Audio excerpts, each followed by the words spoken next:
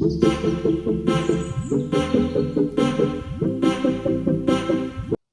दोस्तों, कैसे हैं आप सब। उम्मीद करता हूँ आप सब लोग बहुत अच्छे से होंगे और इन्जॉय कर रहे होंगे, सुख शांति से होंगे। दोस्तों, आज का जो विषय है, आज का जो टॉपिक है वो है जनसंख्या वृद्धि। और बेसिकली हम भारत के बारे में बातें करेंगे और पूरा विश्व के बारे में भी हम कुछ चर्चाएं करेंगे और हम बताएंगे आपको कि इससे हम कैसे रिलेट हो रहे हैं, कैसे हम जुड़े हैं। दोस्तों, बहुत ही गंभीर मुद्दा है जनसंख्या वृद्धि का, लेकिन यूपी इलेक्शन नज़दीक है। आप लोग सुन रहे होंगे जनसंख्या के बारे में बहुत सारी बातें हो रही हैं। नेता अपनी बकैती कर रहे हैं, बता रहे हैं जनसंख्या के बारे में। कुछ लोग इसको धार्मिक रंग देने में लगे हुए हैं, कुछ लोग इसको राजनीतिक रंग देने में लगे हुए हैं। तो जनसंख्या वृद्धि का कारण क्या है, जनसंख्या वृद्धि के दुष्प्रभाव क्या हैं, जनसंख्या वृद्धि का निवारण क्या है और हम लोगों को क्यों इसमें बढ़ चढ़ के हिस्सा लेना चाहिए।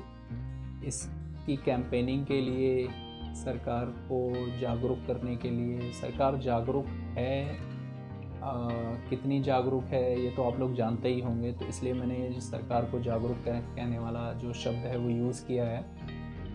दोस्तों, जनसंख्या वृद्धि, जैसा कि आप जानते हैं जनसंख्या वृद्धि के क्या क्या जो हैं दुष्प्रभाव हैं। जनसंख्या वृद्धि के कारण पे बात कर लेते हैं पहले।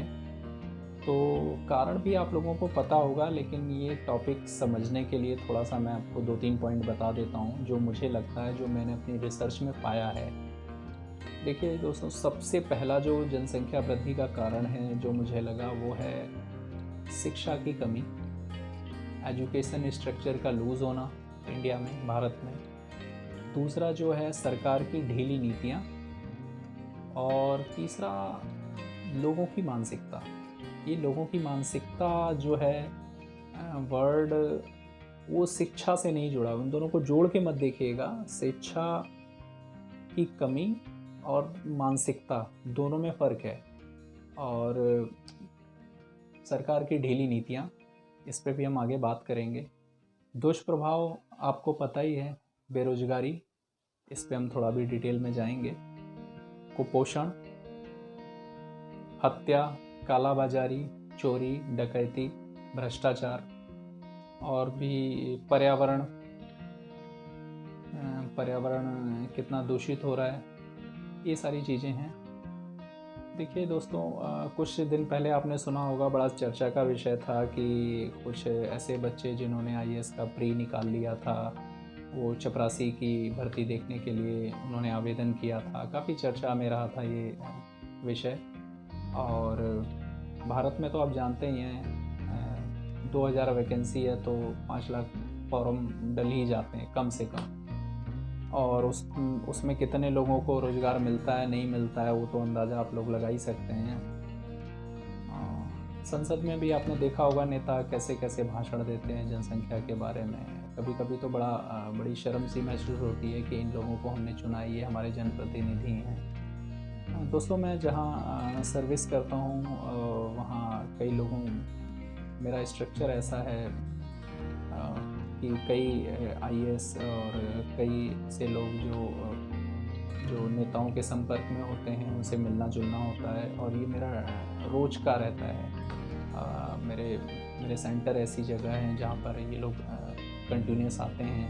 उनके पीए, तो उनसे जितना मैंने बातचीत की है, जितना मैंने रिसर्च किया है, जितना मैंने पाया है, तो सरकार कहीं ना कहीं मजबूर हो जाती है। कितनी भी मजबूत सरकार हो, मजबूर हो जाती है। उसको वोट बैंक दिखाई देता है कि हम ये नीति बनाएंगे तो इस वर्ग के लोग नाराज़ हो जाएंगे, ये नीति बनाएंगे तो इस वर्ग के लोग नाराज़ हो जाएंगे। जबकि मुझे लगता है सरकार को देश के लिए सोचना चाहिए, ठोस निर्णय लेने चाहिए। फिर उसको ये नहीं सोचना चाहिए कि आप अगले इलेक्शन में जीतेंगे या हारेंगे। ये मेरी सोच है। दोस्तों, बात करते हैं, जैसे कि अभी हमने आपको बताया था कि शिक्षा की कमी, एजुकेशन स्ट्रक्चर लूज़ होना, इसको सबसे बड़ी कमी मैं इसलिए मानता हूँ कि नवीनतम राष्ट्रीय परिवार सर्वेक्षण की एक रिपोर्ट है। उसके अनुसार भारत में आर्थिक स्थिति के आधार पे 3 कैटेगरी, आर्थिक स्थिति के आधार पे, जिस पे पैसा कम है जो गरीब है, जिस पे पैसा थोड़ा सा ज़्यादा है जो जी खा लेता है जिसको बोलते हैं एक बोलचाल की भाषा में, और एक उच्च वर्ग जिसके पास सारी सुविधाएं हैं। तो जो निम्न वर्ग में है उसका जो रेशियो है, उसका जो अनुपात है प्रति महिला बच्चा पैदा करने का, वो मैं आपको बता देता हूँ। आंकड़ा मेरे पास है, वो है 3.2। जो मध्य वर्ग में है वो है 2.5, और जो एक उच्च वर्ग में है वो 1.5। तो मोटा मोटा कह सकते हैं कि उच्च वर्ग में लोग ज़्यादातर प्रति महिला एक ही बच्चा रहता है, और ये मैं मोटा माटी आपको बता रहा हूँ आंकड़ा। मध्यम वर्ग में 2 से 3 बच्चे, और निम्न वर्ग में 3 से 4 बच्चे। तो सीधा सीधा मतलब इसको अगर आप इसका आकलन करेंगे तो आप यही पाएंगे कि शिक्षा की कमी से लोग जान नहीं पाते कि बच्चों को अगर ज़्यादा बच्चे होंगे तो उनको सारी सुविधाएं देना ये संभव नहीं होता अगर आपकी आर्थिक स्थिति सुदृढ़ नहीं है। और आपको अगर आप उनको, मैं कहता हूँ, अगर सारी सुविधाएं दे भी दें, जो ज़्यादा एजुकेटेड लोग हैं, जो उच्च वर्ग के लोग हैं, जो ये चीज़ें सोचते हैं, तो उनमें समय का अभाव हो जाता है। और अगर समय भी है तो आप 4 बच्चों को कितना समय दे सकते हैं? अगर 1 बच्चा होगा, 2 बच्चे होंगे तो आप उस पर ज़्यादा ध्यान दे पाएंगे। ये मेरी समझ है, सबकी अपनी अलग अलग हो सकती है। वर्ल्ड वाइड बात करूं तो आपको मैं बता देता हूं कि बाकी देशों ने जनसंख्या वृद्धि पर कैसा काम किया, उसका एक मोटा आंकड़ा मैं आपको बता देता हूं। अगर मैं जापान की बात करूं तो एक रिपोर्ट के अनुसार इस सदी के आखिरी तक जापान की जनसंख्या आधी हो जाएगी, जो अभी जापान की जनसंख्या है। एक और रिपोर्ट के अनुसार इटली की जनसंख्या आधी से भी कम हो जाएगी सदी के अंत तक। एक और रिपोर्ट के अनुसार अगर मैं बताऊं तो ईरान की जनसंख्या भी सेम आधी से कम हो जाएगी। और अगर मैं एक और रिपोर्ट की बात करूं तो नाइजीरिया में जनसंख्या जो है वो भारत के बाद दूसरे नंबर पर हो जाएगी। तो नाइजीरिया की तो आप हालत जानते ही हैं, सुनने में आता ही होगा, कुपोषण के नाम पे तो उसने पूरे विश्व में झंडे गाड़ रखे हैं।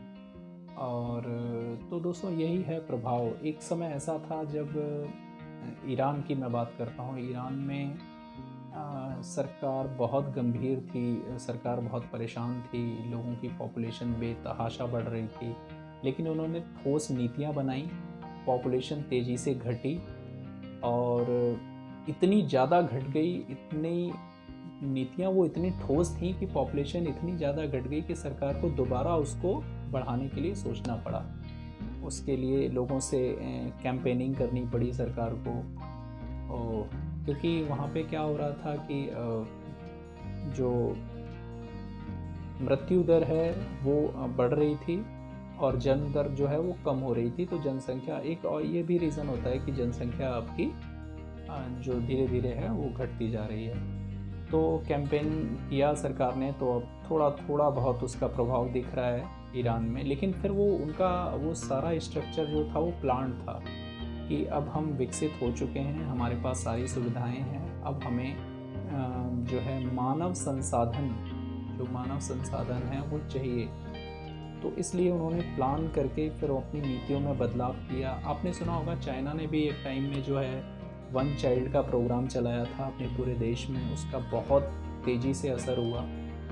और जैसे चाइना की पॉपुलेशन काफ़ी कम हुई, फिर 2015 में उन्होंने ये कैंपेनिंग ख़त्म कर दी, ये प्रोग्राम ख़त्म कर दिया, जिससे थोड़ा बहुत इजाफा हुआ चाइना की जनसंख्या में। जो इतनी तेज़ी से नहीं, लोगों की मानसिकता बन गई है, उन लोगों को पता चला कि भाई ज़्यादा बच्चे पैदा करने से सरकार का लाभ हो सकता है, अगर सरकार बढ़ाने के बारे में फिर बाद में बोल रही है। लेकिन किसी परिवार की मैं बात करूं, समाज की बात करूं, तो वो अगर आप पूरी तरह से संपन्न हैं तो भी ज़्यादा बच्चों के बारे में आप प्लान करेंगे, उनको समय देना, और बाकी सुविधाओं का ध्यान रखना वो संभव नहीं है, और आजकल की भागदौड़ वाली लाइफ में तो वो बिल्कुल भी संभव नहीं है। एक और रिपोर्ट के अनुसार अगर मैं बात करूं आपसे, तो भारत में लगातार कालाबाजारी, तस्करी, भ्रष्टाचार और ये सब अपराध बढ़ता जा रहा है।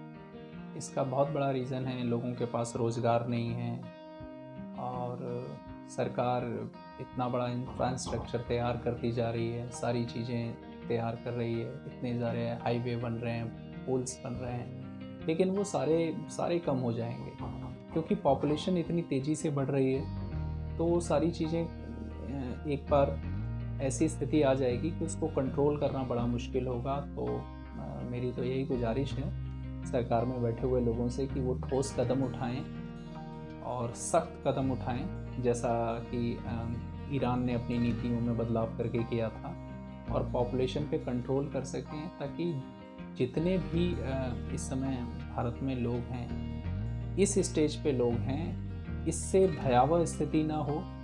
जब आप पूरी तरह से ग्रोथ कर जाएं, एक डेवलप्ड कंट्री में आ जाएं, और फिर ऐसे आपको मानव संसाधन की ज़रूरत पड़े, तो आप भविष्य में इसके बारे में सोच सकते हैं। लेकिन अभी तो जनसंख्या वृद्धि के मामले में बहुत आगे निकल चुके हैं। तो ध्यान दीजिए, ज़रा सोचिए, थोड़ा सा जगाइए जितना हो सकता है लोगों को, और मिलते हैं अगले ब्लॉग में।